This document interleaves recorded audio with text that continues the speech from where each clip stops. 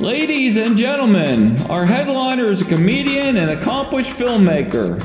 Get ready for his unique brand of storytelling as he returns to Amazon with his new show, Loser in Love. Please welcome to the stage, the one and only, the Stone Man, Tony Bambacci. I don't know where I want to live. I don't know where I want to live. I was in sunny Florida. Sunny Florida. And I don't know if I like the smell there. Because it smells like alcoholism to me. And silicone, but I don't mind the silicone. But then I came back to Blair County, and I got off that airplane in Martinsburg, and I looked up at those beautiful Blair County gray skies. And I said, yeah, Blair County has a unique smell to it, too. It smells like sadness. And from every restaurant I go to, diabetes. But it's not surprising when your biggest export is despair. Now, I suck for saying that because I live here. And a lot of people were mad at me for saying that, but I have a lot of experience in sucking. I was an altar boy for 10 years. Hey, that's considered job security in my line of work. And right after that, you gotta let the Holy Spirit come inside you. And then there's the whole put the dead guy in your mouth thing, right? I didn't know the whole religion was based on some weird gay porno. The 10 Commandments.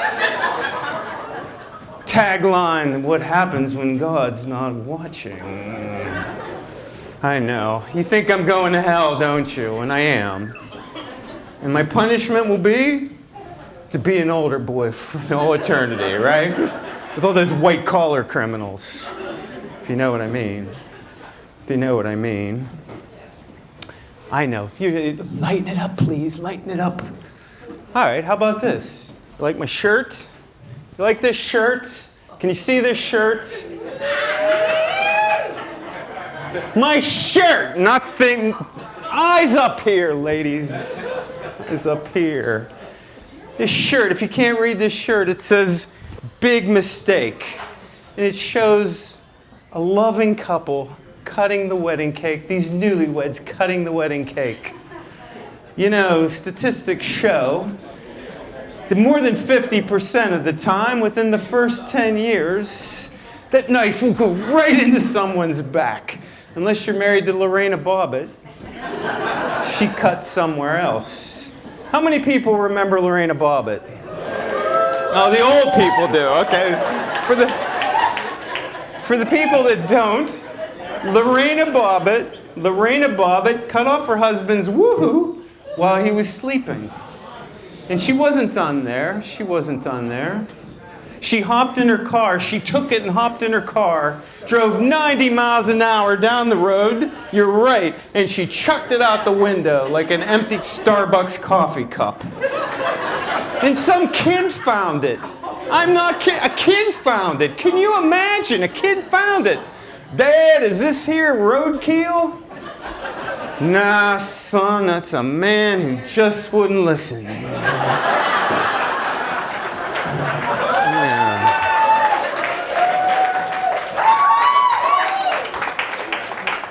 Thank you. I've been single for 14 years. No way. 14 years. The best part about being single is I can be picky. For example, I won't go out with women who order a lot of salads. I won't. You know the kind of woman I'm talking about. The kind of woman that orders a salad from the waiter like she's an engineer giving instructions on how to build a nuclear reactor. I'll have a salad. What kind of lettuce do you have in your salad?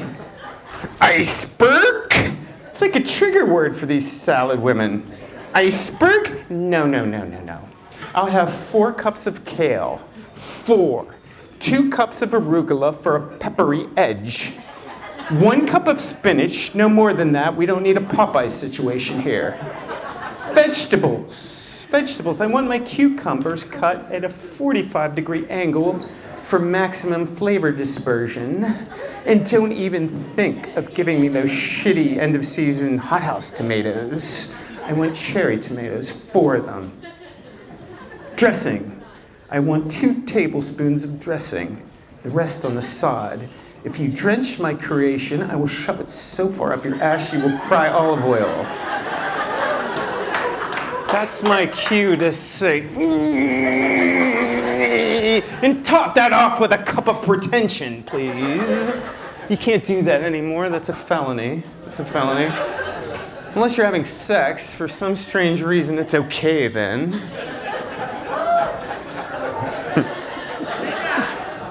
Oh, who said that? Did someone point her out to me, please, later. The other thing I don't know how to drive anymore because, when I had a significant other, I had the student driving instructor in the seat beside me. She was like my car's early warning collision detection system. You know that. Oh my God! Are you going to kill us? You're going to kill us! Can't you see that man braking in front of me? Yeah, the next town over. And I wasn't trying to kill us. Just you. I put manslaughter on my bucket list this morning. Oh. You may think I don't like women because of what I'm saying, but that's not true. I love women. They are a superior species. The fact of the matter is I'm a loser in love. I'm just a loser in love. I've been married twice, but I've turned it into a pickup line. Hi, I'm Tony. Been married twice, not afraid of commitment. And I don't like prenups, so I'm not that smart. See, prenups to me are like condoms. You should have one, but it's just so much more fun raw dogging it. But see, women smell weakness on a man. And they smell my lack of intelligence. And I think when a woman looks at me, they see Forrest Gump. And this is what a woman sees. Hi, my name is Tony. My favorite food is purple crayons. And I can count the potato. And she says, I'm marrying that boy. I'm marrying him. You marry him. No. My time in divorce court, my divorce court was bad. First time I was in divorce court. Now to be clear, this was wife number 1. Because wife number 2 would blow up this place like a Taco Bell bathroom at lunchtime if I talked about her. But my first time in divorce court was like hell's version of Price is Right. Drew Carey was the judge. Tony's ex-wife, come on down. Oh my God, oh my God, oh my God. So how did you guess his net worth, the exact penny? Oh, I'm pretty sure I knew that when I met him, Drew. Well, Don Pardo, tell her what she's won. I know Don Pardo's dead, but so was I. You've won a new house. The one he built before you were married, but you decorated. Oh my God. That's just the court's way of saying fuck you because you're a man.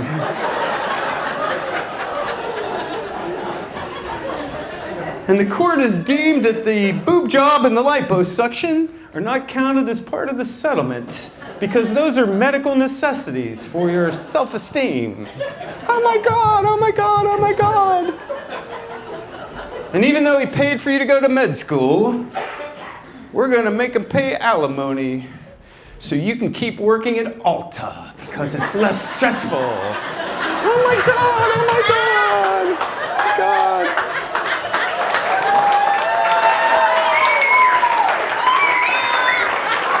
Thank you, thank you, thank you. Look, I'm no catch. I'm self-aware. I'm no catch. I'm self-aware. I mean, if some girl goes fishing for me,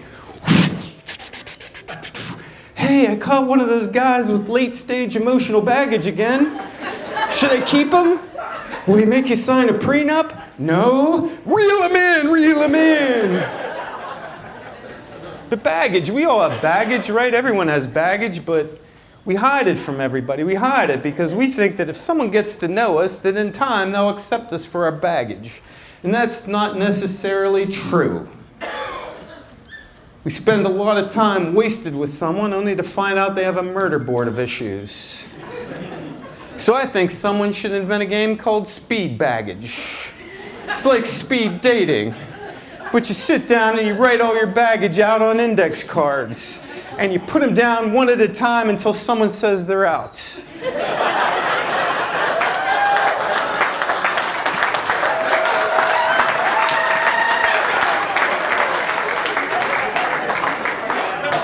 It goes like this. Trust issues. I hate my ex-husband. 2 ex-wives. Oh, you're not afraid of commitment. I find that sexy. I'm out, I'm out, I'm out. 2 kids in college. 2 kids under 10. I'm out, I'm out, I'm out. Time to bring out the big baggage, the deep, dark, secret baggage. Molested by a priest. Molested by my stepdad.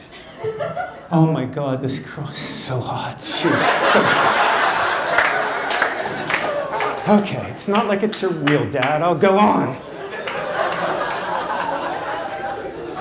My kids might not like you. My kids will murder you in your sleep. How old are they? They're under 10? Okay, so hot, so hot. She's so hot. Even at my age, I should be able to kick a 10-year-old's ass. I'll go on. I'm out of cards. What do you got? How about this one? My toe next to my big toe is bigger than my big toe. What? Does it hang over your sandal like a third leg? Yes. It's not baggage. It's just gross. I'm out. I'm out. I'm out.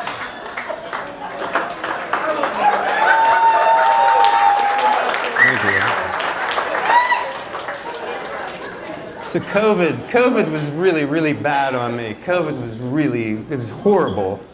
I was in lockdown, then I got COVID. Couldn't find anyone to date. Oh, but I found a way. I found a way to date more women than I could ever imagine, and I didn't even leave the comfort of my own neighborhood. Well, let me tell you what I did.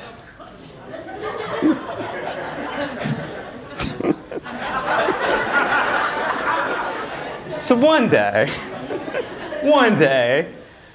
I heard a noise coming from outside my house. And I opened the window to see what the fuss was about. And there was a homeless woman rooting through my garbage. Looking for cardboard, looking for cardboard. And I said to myself, what a perfect time to date the homeless. I lost my sense of smell.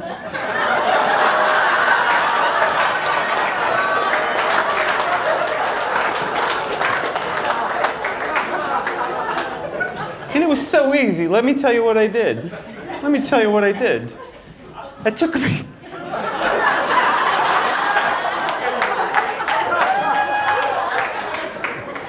a piece of cardboard and I wrote on it, free handbags, inquire within. And I put it at the end of my driveway.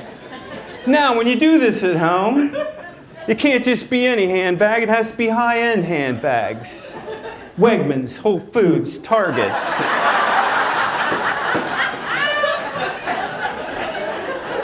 And so I get a knock at my door.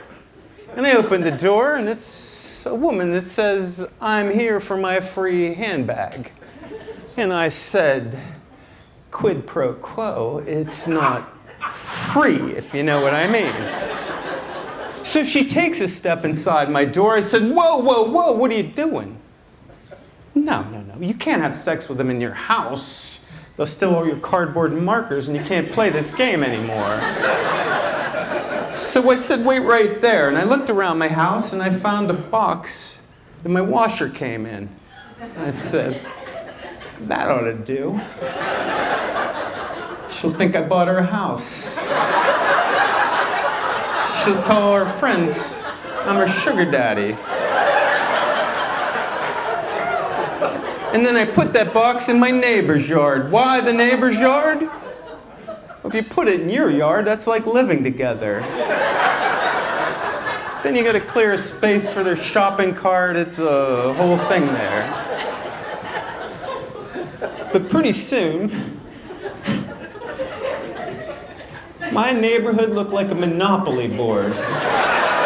Instead of the green hotels, there were cardboard boxes everywhere. I started to wear a top hat and a monocle, just like the Monopoly guy.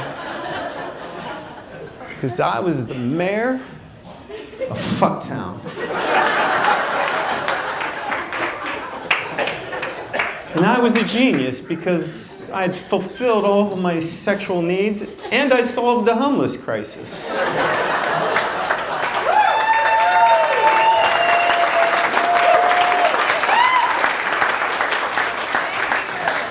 Here's what really happened. I had to start my first social media account. And I had no idea what I was doing. I was just messaging random girls, can I sniff your hair? You want to sniff my hair? Can I sniff your kid's hair? I guess now, can I bite your kid? I was like the creepy Joe Biden of the internet. And I accepted friend requests from everybody. Everyone that sent me a picture, I accepted their friend request. And I got a lot of friend requests from girls who had one bikini picture, and there was always a link that I had to click to see more pictures of them. And there was always the Pornhub or OnlyFans. It was disgusting, right? It was disgusting that women do that. Yes. Thank God for the stimulus money. I already exhausted my home equity loan and my supply of lube.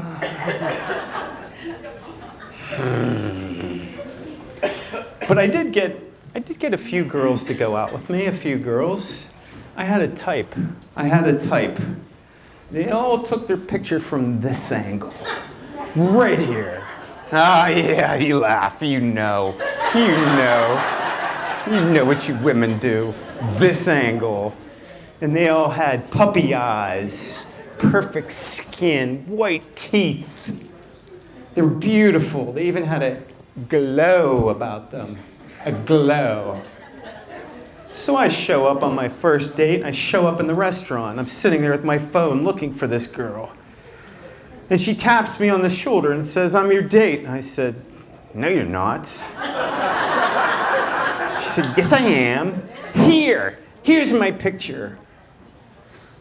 I said, oh my God, Photoshop is amazing. No, I didn't say that. I said, shame on you. Shame. You just hit the undo button on reality. Here I am. I am in this restaurant. I'm expecting this big, juicy filet mignon served on china with silverware and cloth napkins. And you show up. A shitty microwaved gas station burrito on a paper plate. Shame on you. You should have the same look of shame a dog does when he's taking a crap. You know that look a dog has? I don't know if that's really shame or the dog saying, you gonna get that? I'm not sure what that is. But another thing that irritates me about social media are women who post cleavage pictures. Now, I don't mind the cleavage pictures. I'm a guy. I mean, I don't mind the cleavage pics. I mean, if you're using it for an ego boost or a thirst trap or you make money off it, fine. But what I don't like is when you complain about the dirtbags that post on your photo. Now, I won't even like your picture because social media sells you out, doesn't it? Social media sells you out because it says, liked by your friend Dave and 2,000 other people. Now everyone knows that Dave likes tits. He also likes my kids' soccer pictures, but I don't know what that means yet. I don't know what Dave means. Anyway, I do like to go and look at the profile picture of the guys that post on these pictures because it's kind of cool. So there's Joe. His profile picture shows him in front of a trailer court somewhere in West Virginia. And he's posted, hey, check out my DMs. I sent you a picture. You know it's not his pet raccoon, don't you? There's Bob. He's the night clerk at Domino's. He's texted you, hey, beautiful eyes, even though you're wearing sunglasses in the picture. And then there's Bill. You don't know what Bill looks like because his profile picture is of his kitchen table. There's giant boxes of Kraft macaroni and cheese and Captain Crunch, all that he bought in bulk purchase at Sam's Club. And he's messaged you. You look lonely and unfed.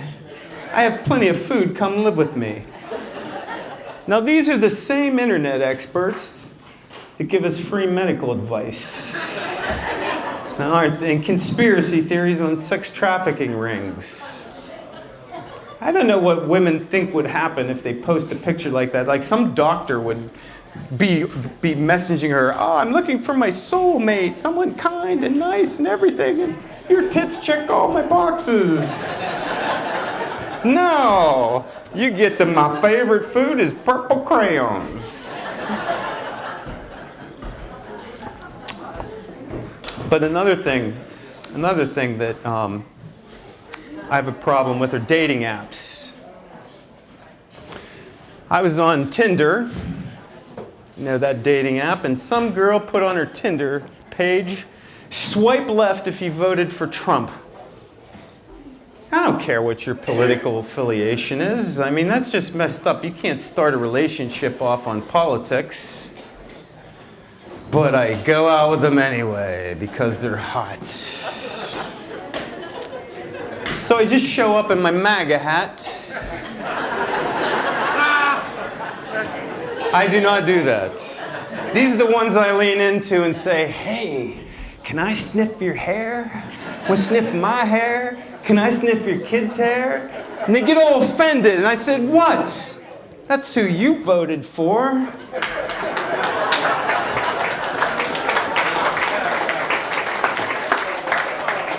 I prefer to just grab you by the pussy.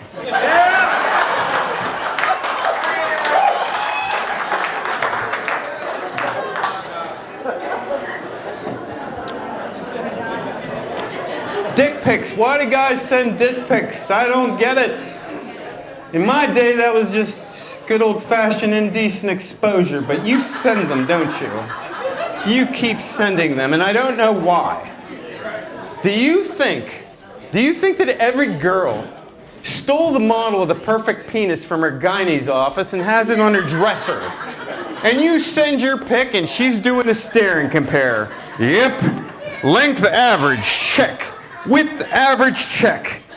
Oh, I hope he's not shaped like an anteater because I prefer circumcised. Oh, a fireman's helmet, good. I'll message him back. Guys, every girl has a dildo to put your little bald Avenger to shame. To shame. You know it. All right, you didn't even deny it. Every woman has one except my mom. She's a saint. Hers is called the Black Terminator. The Black Terminator. I had some interesting dates, that's for sure. Interesting dates, interesting dates. Did you ever have anyone ask to use your bathroom, but you didn't know if it was clean? Oh, no, that never happened. My bathroom's always clean. I'm a single guy. Mine is never clean. I had a girl come over to my house and she said, "Can I use your bathroom?" How many people have a teenage boy in their house? What do they do in our bathrooms? Mine's like, he treats my whole house like it's Animal Planet, and he's like this wild jackal marking his territory everywhere. My seats are sticky. My seats are sticky. I think someone replaced his penis with a runaway fire hose. I don't know what's going on down there. But I know that no matter what bathroom I direct her to, it's going to be a problem. But in the end, I said it's over there because I like him to pee before I chain him to the wall in my basement. Well, they'll ruin my dirt flooring. It's a thing there. No, I don't. I say, she's a keeper. If we survive this, she's a keeper. So this girl goes into the bathroom. She comes running out like 2 minutes later, and she's like, "First of all, I didn't poop." I'm like, okay. Second of all, do you have a plunger?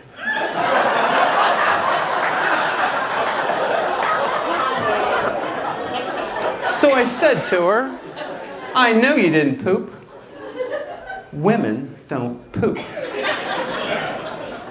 Allow me to explain. See, women have 3 superpowers. 3. The first one everybody knows.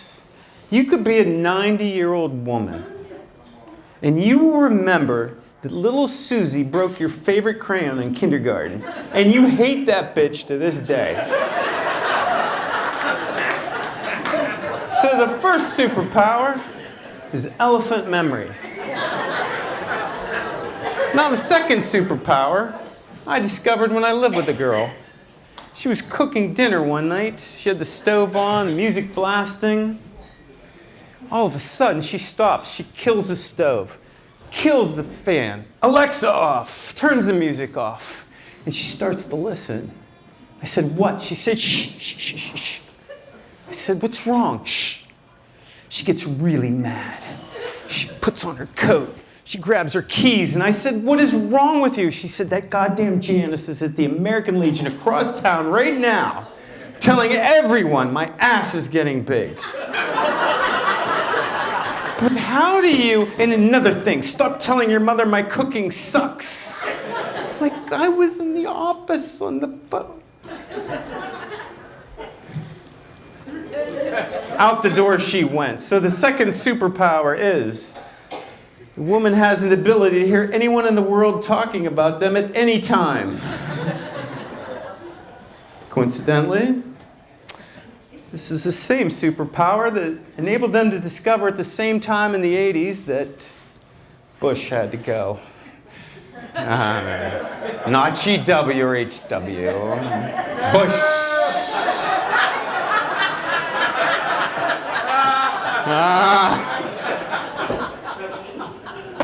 Maybe it was a Pampered Chef party where they found out. I don't know. Only my mom missed the memo. Don't ask me how I know. Oh, she's deaf. She lost her superpower. But you know, I feel like I need to take a commercial break here since you didn't really like my Bush joke. I'm going to double down on it. I'm going to double down on it. I don't miss Bush. I do miss the landing strip. I do miss the landing strip. It was like an indicator for dumb guys. It said insert here. But you ladies should have put an arrow on the top or the bottom because there were a lot of belly button incidents with some of these guys. I don't know. Sorry.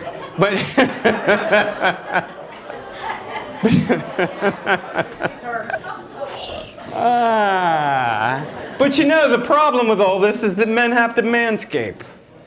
That's right, guys. Yo, you look at me. What? Yeah. No woman's going down there if you're carrying around the Amazon rainforest in your pants anymore. They're not doing it. Yeah, come on, ladies. Quid pro quo. It's like sucking on a lollipop. Fell on the floor of the crazy cat lady. No woman's putting that calico sweater in their mouth. Gentlemen. And you know, hair down there was once a great source of pride for men. It was. It was. We were... Now, ladies, you're like, oh, he's being ridiculous. No, I'm not. Every guy knows that what I'm saying is true. We'd be there like 11, 12, 13 years old, waiting for puberty to hit, waiting for that first hair to come out. We'd just be watching. And when it did come, we'd twirl it around, we'd pluck it, we'd measure it. Above all, we'd measure it and take it to school and show our buddies, hey, I got 2 inches. And then we just shave it off. Shave it off. I remember being in the bathroom one day. I had this beard trimmer, and my son came in, and he said, how long are you going to be? I said, I'll be a minute. You got peach fuzz on your face, kid. No one can see that unless the light hits you at the right angle. He said, Dad, use it for my balls. Beard trimmers are expensive. But I didn't keep it. The third superpower. I never got to the women's third superpower. The third superpower was only discovered with the invention of the fast action camera, where they've discovered that women do poop. They just poop at the speed of light. And this enables them to go undetected anywhere, at any time.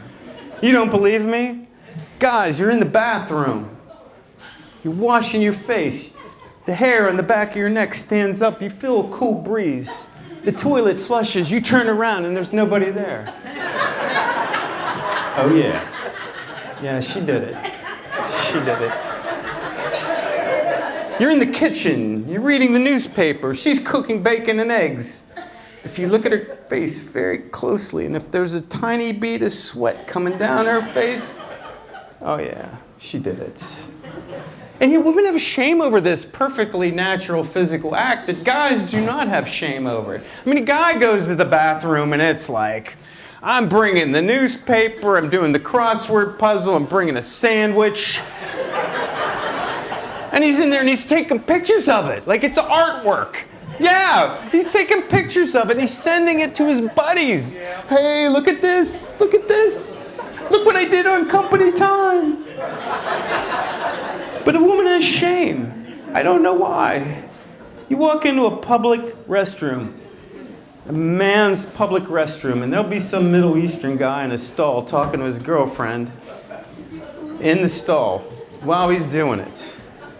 But you walk into a woman's public restroom, and if there's a woman in there doing her business, there is absolute silence in that bathroom because she is in that handicap stall. Yeah, we know which ones you use. Yeah. I've seen the film footage. You're in that handicap stall trying not to make a sound, so you're squeezing your cheeks like Jason Momoa could pop out your ass. And if there is one hint you will make a sound, you will cough like you have chronic bronchitis to cover it up. Oh, yeah. Yeah, and you ladies, you go in there, someone's doing their business, you wash your hands, you get out of there quickly, don't you? Why aren't you like a life coach? I don't get it. Why aren't you in there like, come on, girls, you know what we're here for? Let it go, let it go. Come on, pooping is another layer of intimacy. Treat it like we're peeing. We'll pee anywhere. I don't get it. I don't get why you don't do that. I don't know.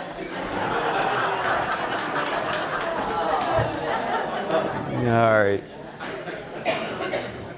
Bad dates.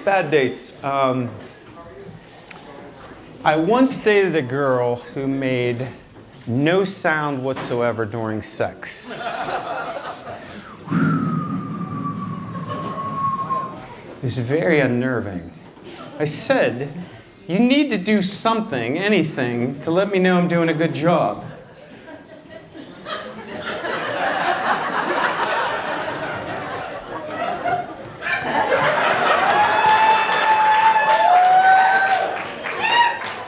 I said no, not the golf clap. No, not a fist bump. I think we need to try the dirty talk. Oh no, I'm so shy, I don't know if I can do it. We need to try the dirty talk to preserve the relationship. So next time we're having sex, I said, are you ready? She took a deep breath. And she said, give me that giant pee-pee.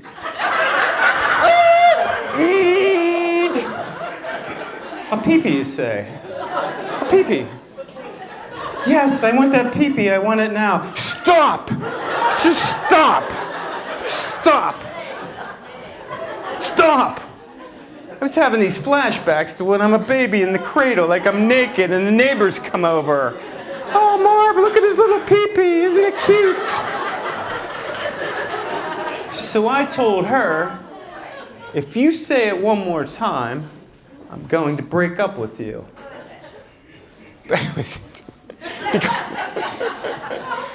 But because she's a woman and would never want me to be happy, she kept doing it. She kept doing it. So I told her, I don't think we should see each other anymore. And the change came over her, and the psycho stew began to boil. You're not breaking up with me. You're never breaking up with me. And she started to chant at me. She started to chant. As the stew, as she stirred her psycho stew. 1, 2, I won't listen to you. 3, 4, I made a spare key to your door. 5, 6, you think you'll have other chicks? 7, 8, I'll tell your friends I'm 30 days late. 9, 10, you'll never sleep again. And I didn't sleep again because I had a first floor bedroom. And every night at midnight, she would knock on that window. And she would say, I know you're in there. I hear that little rain machine that you need to sleep. I love you. I miss your pee-pee. I'll be back tomorrow.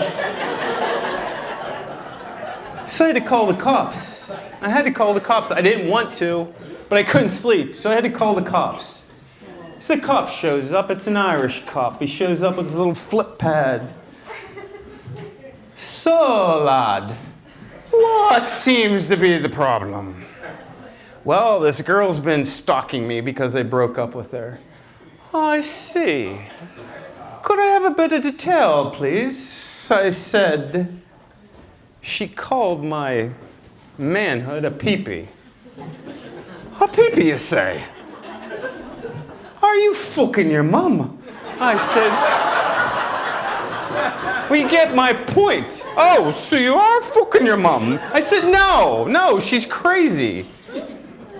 Well, calling it a peepee and all, is she under the age of 10 then? I said, mentally, yes. Physically, she's 45. Oh, so you're fucking mentally challenged now, are you? I should arrest you for that.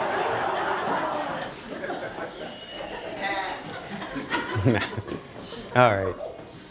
When men start out having sex as teenagers, they're bad. They're really, really bad. Remember your high school guys you had sex with in high school, ladies? I, for example, had a 4-stroke handicap.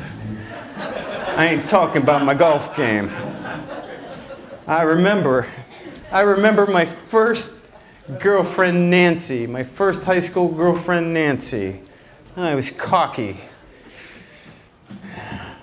It was over in 5, 4, all right, it was over in a minute. And I'm in bed smoking a cigarette. Hey, babe, how was that ride? She said, well, I knew it'd be a short commuter flight, but you kind of crashed and burned before you dropped the passengers off to their proper destinations. Yeah. Next thing you know, Nancy was dating a guy 10 years older than me. I thought it was because he had a great mixtape collection. The Benner Fiber crowd got that one. Yeah, right.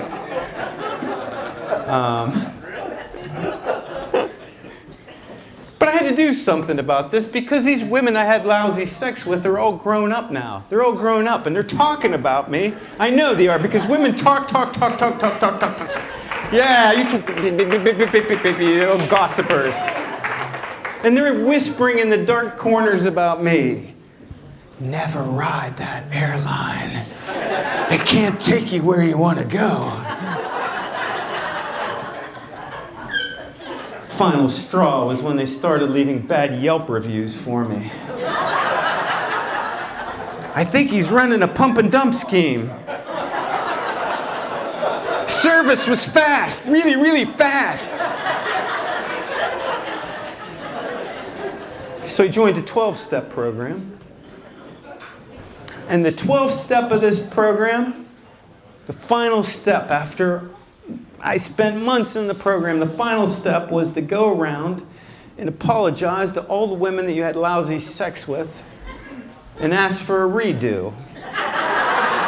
Because you're supposed to be better at it now. So, of course, I go to Nancy's house. I knock on Nancy's door. The guy answers the door, and I said, is Nancy home? He said, I'm Nancy.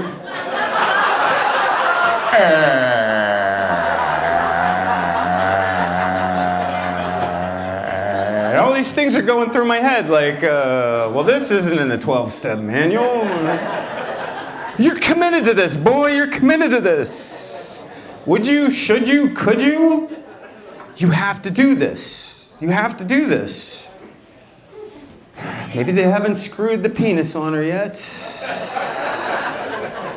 And I started channeling Dr. Seuss. I can do the transgender man.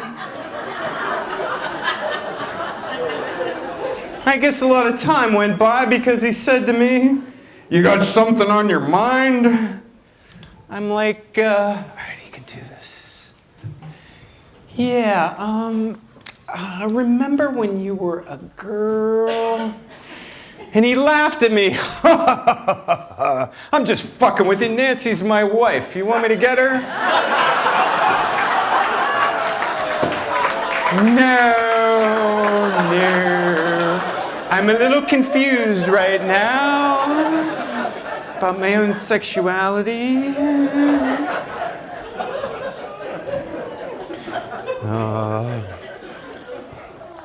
All right. I read this article that men and women break up because of a lack of communication. I think there's some truth in that. I think the truth of the matter is that men and women sometimes say things that are subject to interpretation, right? It's always subject to interpretation. So I have a lot of experience in this. And I thought I'd sit my children down and explain to them what the opposite sex really means when they say something. So the first person I sat down was my son. And I said, son, when a woman says she'll be a minute, she does not mean a minute. Let me set the stage for you. You've been ready to go out for hours, and she is still in the bathroom. So you knock on that bathroom door and you open it up and you say, how long are you going to be? And she's in there putting on her lipstick, makeup, whatever, has maybe a hot hair straightener beside her. And she said, I'll be a minute. Now, kid, science Science has no idea how long it takes a woman to get ready, but we know it's not a minute. But don't you otherwise ask her again or interrupt her, ever. Because one of two things will happen. One of two things. The first one is you will open that door and say, how much longer are you going to be? And she will say, I'm going to be how long I'm going to be. That's how long I'm going to be. Now get the fuck out of here.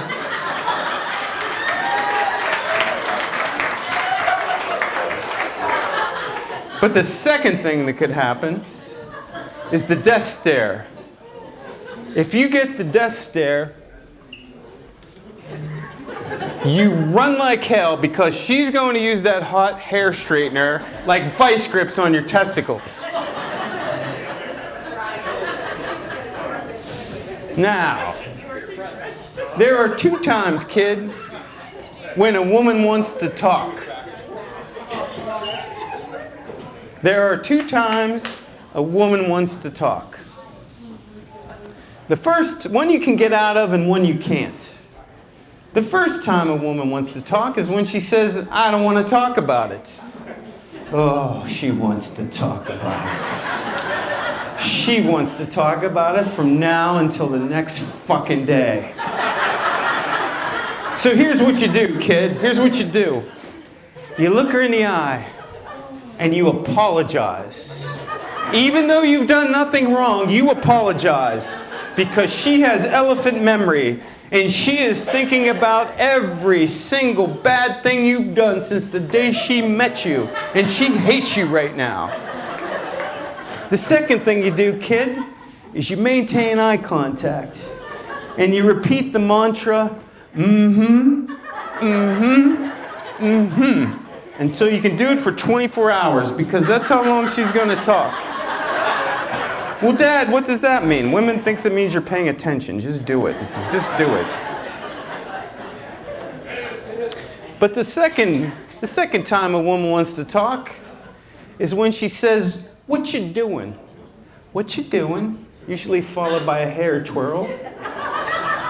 This means that none of her girlfriends are available to talk to her. And she needs to bitch about her day.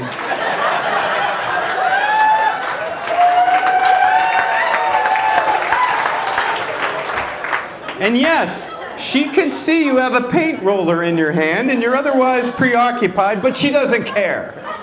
So kid, this is what you do. This is what you do. You give her your credit card and say, I'm going to take you somewhere nice this weekend. Go out and buy yourself something nice to wear. Where are we going? It's a surprise. They like surprises. She will be gone for hours. She will return with 3 dresses, none of which fit her or look as good as they did in the store. She will then return these dresses, and this has bought you 24 hours of peace and cost you nothing.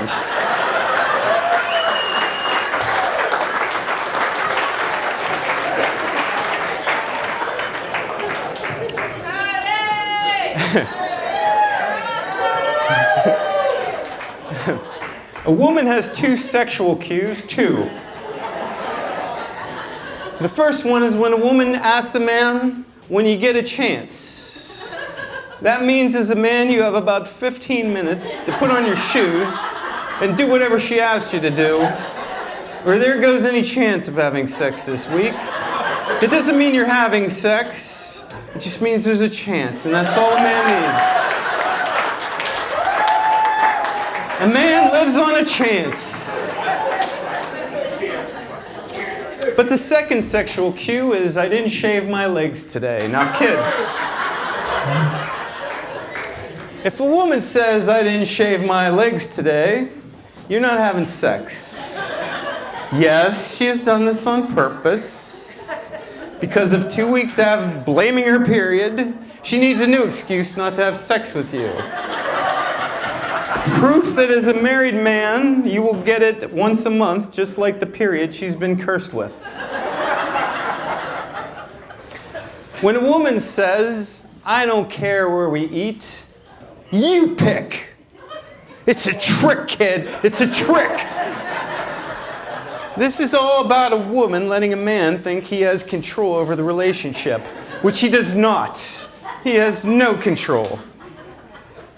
She will take that choice, whatever you come up with, and she will beat it up like an NFL player's girlfriend. But Dad, why would she do that? Because she's a bitch, son, because she's a bitch.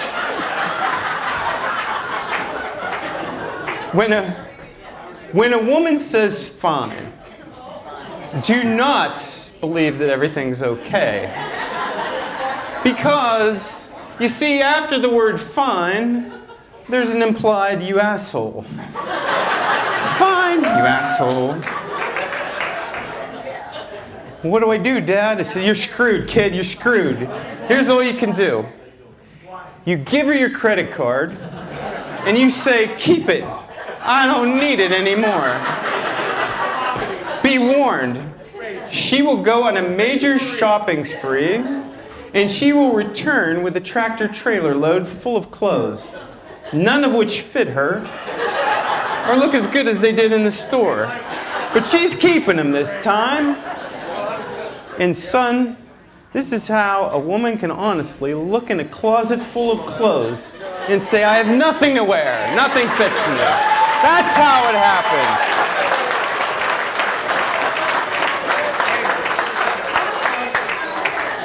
But here's the most dreaded one of all. The most dreaded one of all is when a woman asks a man, do you think I'm fat? Because there is absolutely no right answer. Well, Dad, why don't I just say, no, she's not fat? I said, because if you do that, she will say, liar! You're lying! No sex, 5 years. But if you hesitate in any manner, if you hesitate, Lorena Bobbitt for your kid. Lorena Bobbitt. Well, Dad, what do I do? Ah, son, I thought it was obvious. You kill yourself. You just kill yourself right then and there. Well, now it's time for my daughter. I sat my daughter down and I said, when a man tells you he had sex for hours last night, do not believe this is what happened. Because he spent the first hour begging. He spent the second hour reviewing everything in her Amazon shopping cart,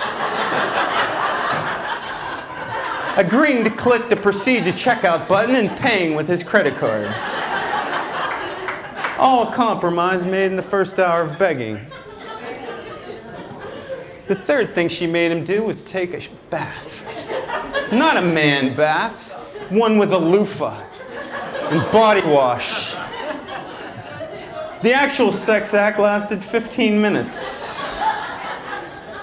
But a man's defense, sometimes he gets it so infrequently it feels like an hour. I don't know.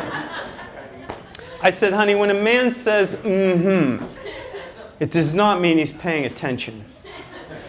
He's checked out of that conversation for at least 20 minutes. And your voice inside his head sounds like, ka, ka, ka. Well, Dad, what do I do? Oh, honey, men are pigs. They're simple creatures. You just take off your top. Do I have to have sex with him? No. He just has to think there's a chance.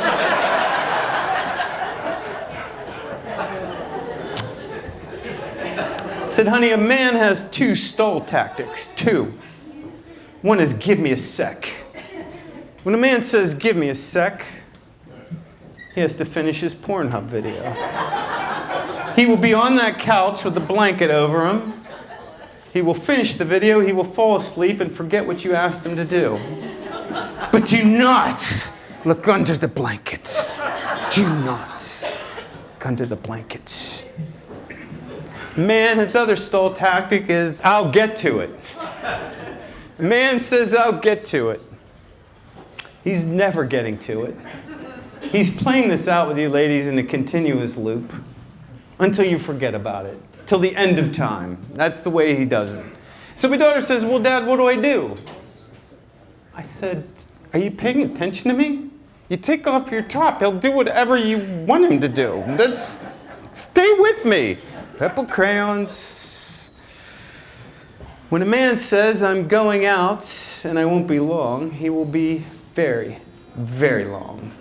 Because see, he's either at a bar complaining to his buddies about what a bitch you are, or he's at his mother's house doing all the things for her that he told you, give me a second, I'll get to it. So my daughter says, what do I do, Dad? What do I do? I said, are you paying any attention to me? Listen, if he hasn't left yet, you take off your top. He'll stay home. If he's gone, text him a picture of you topless. He'll come home. So, I said, honey, when a man says, what's the big deal? What's the big deal? It means he thinks you're overreacting to something that he doesn't think is important. And my daughter said, I know, Dad, I know. Take off my top. And I said, no. You don't take off your top. You kick him in the nuts. And he's bent over writhing in pain. You say, now that is overreacting. Every woman knows men fake ball pain.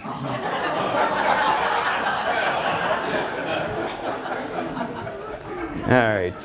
Family stories. Family stories. My dad turned 97 tonight. We had a party for him.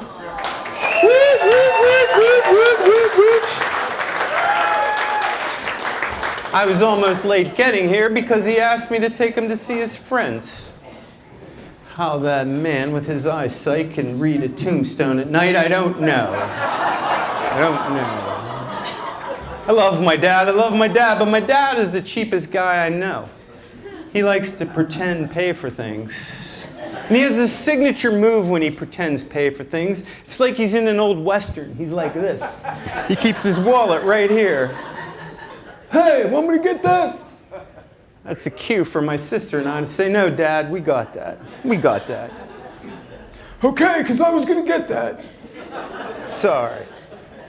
One day we wanted to see what would happen, just see what would happen if we asked him to get the check. So he does his signature move. Hey, want me to get that? Yeah, Dad, you can get it. He was frozen in time, like some Cro-Magnon guy they found in an iceberg. He just stops. He was that way for minutes. Finally, he does the signature standby. Oh, the one time I forgot my wallet. But see, there's a problem with this excuse. There's a problem. And the problem is my dad belongs to 100 social clubs for the cheap booze. And he keeps all those cards in that wallet in his back pocket. And his ass sticks out so far he could pass for a Kardashian sister. But we let him slide because, see, he needs that as a seat booster to see over his knuckles when he drives. I'm not kidding. My dad still drives at 97. Oh yeah, he's been through 4 garage doors. There are no longer pets in his neighborhood. Because you know, at 97, you have eagle vision and a cheetah's reaction time. But I can't be too mad at him because he's married to my mom. And my mom is the ultimate cock blocker on the planet. Oh, she doesn't do it to me. She'll lose her chauffeur and bingo partner. But she does it to my poor dad. Like, we'll be out at a restaurant, and he's a macho Italian, you know. He's flirting with the waitresses. They're touching him, and they're laughing at him. And my mom just hides behind the menu, spouting off one-liners. We haven't had sex since World War II. You know, his blood pressure medicine turns him into silly string. He's like a fat, dried old capico hanging from the ceiling. We go through a lot of waitresses. A lot of waitresses. Both my parents are intrusive and have no boundaries. I remember one time, I'm in the home office. Have my newspaper, I'm doing the crossword puzzle. I hear the garage door open, and I hear my dad say, "Where are you? I'll be out in a minute." Next thing I know, he's right in front of me. "Hey, are you almost done with that paper?" Be a minute. "Don't do the jumbles. You know I love to do the jumbles. Hurry up. Kay, he's in here." Now he's calling to my mother. And it's taken my mom a while to get in there because she has arthritis. Now she's standing in front of me, and they're both standing in front of me. And my mom says, "Oh, Tony, you didn't make your bed. I thought I taught you better than that." And my dad's, "You spoiled him, Kay, you spoiled him. It's all your fault." "Well, Sandy, did you see that Bill Smith died?" No. When's the viewing?" "It's in the paper." "Well, Junior here reads about as slow as you walk." "Well, maybe it's because he has a fever. Look, he's all red." "Oh, he's so hot and he's foaming at the mouth." "Oh, honey, you have a little smooch right there. Let me get it." "Will you guys get the hell out of the bathroom?" That makes him scatter. "And I'm doing the goddamn jumbles, Dad." See, this is what happened when you make poor life choices and you live with your parents. All right. Random thoughts. Close with a few just arbitrary random thoughts. Did you ever have someone date one of your exes? That happened to me. I had a guy that dated one of my ex-girlfriends. He complained to me about their lack of sex. I'm thinking to myself, when she was me, she was in the ball gags and chains, and she could have been on the cover of Dominatrix Monthly. But did I tell him? No, I didn't tell him. Because it gave me such pleasure to walk up to her when I saw them out together and whisper in her ear, "I still have the videos."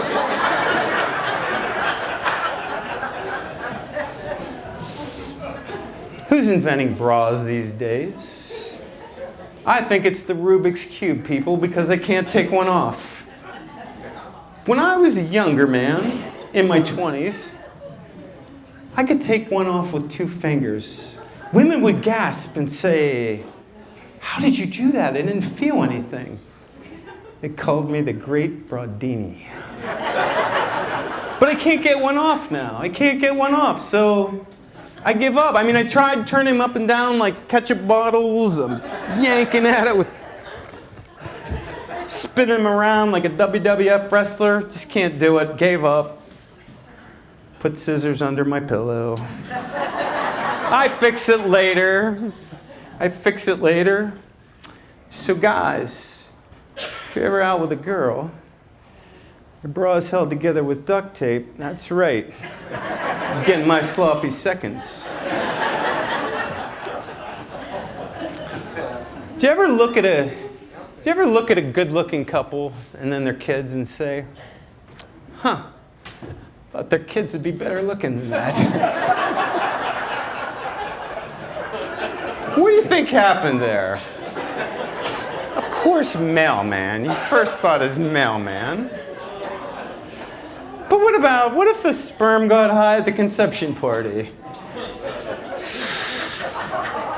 "Hey man, look at those eggs over there. They're really hot."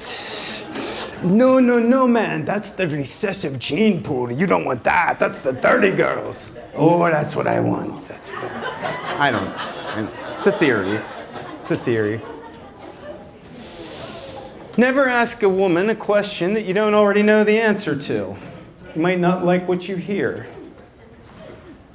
I dated this girl once, and she told me that sex with me was way better than her ex-husband. And I know I shouldn't have asked. I didn't want to ask, but I have ADHD and OCD, so I had to ask. Eventually I asked one day, I said, why? I have to know why. Why is it so much better with me than him? She said, well, my husband had a really big dick and it hurt me.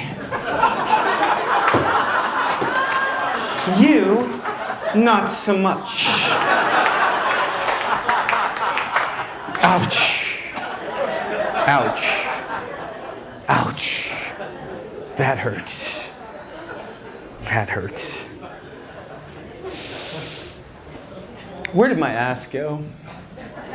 I don't know where my ass went. How many men are over 50? Did your ass disappear? I used to be bubblicious. I had a bubblicious butt. I had a really nice butt. Now I got a George Foreman grill, man. It's a I could serve bacon and eggs for 6 on it. At this rate, I could open up a diner. But, see, I have a theory about this. I have a theory. See, my balls have been hanging a little low as I get older. They used to look like, they still have this at a wedding. They'd have that little cup with the shitty mints in it and the netting on it. They used to look like that. Now they're like 2 yo-yos doing a walk the dog. Or like 2 wrecking balls. I'm like Godzilla going down the street, bam, knocking down buildings with them. I think they've been nibbling away at my ass. I think that's how they put on the weight. Just like some mom with their Halloween candy, their kid's Halloween candy. Oh, just one little Mr. Goodbar, he'll never notice. And another, and another, and another. Next thing you know, the candy's gone, and the kid's like, where's my candy? Went bad. Went bad. Went bad. One more. I'm very inappropriate at times, and I think I'm being funny. This is an actual true story that happened. One day they're giving flu shots out in the parking lot. The local pharmacy was giving flu shots out. It was a bright day. It's a bright autumn day. And I'm standing in line to get my flu shot. And I'm standing behind this guy, and this guy's like, is this shot gonna hurt? Is this shot gonna hurt? I'm like, dude, it's a shot. It hurts. It's a couple of seconds. So he gets up to the nurse and he said, nurse, is this shot gonna hurt? She said, relax. I've been told I give great shot. I said, well, isn't she fun? So when it was my turn, got up there and I said, nurse, you know, at my age, I've had my fill of great shot. What I rarely get is great head.